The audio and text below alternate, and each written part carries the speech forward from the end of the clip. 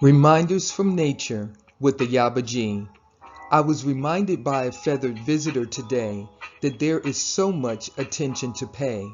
Watch as well as pray. Don't be deceived by the world's hocus pocus. In these last days, keep a Yah-centered focus.